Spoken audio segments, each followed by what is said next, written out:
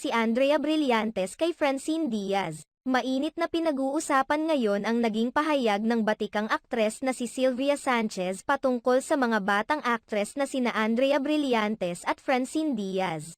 Marami ang nakapansin na tila kinumpara ni Sylvia Sanchez si Francine Diaz kay Andrea Brillantes para palakasin ang loob ng huli. Kapag mayroong nagsabi sa'yo na pangit ka, hindi ka magaling umarte. Ako ang magsasabi sa kanila diretso, saad ni Sylvia Sanchez. Ibinahagi rin ni Sylvia na palagi umanong sinasabi ni Andrea sa kanya na hindi ito nagagandahan sa kanyang sarili. Palagi naman umano niya itong kinukontra at sinasabing maganda ito. Pahayag pa ni Sylvia Sanchez, nakasama ko yung mga batang iyon, mas maganda talaga si Andrea.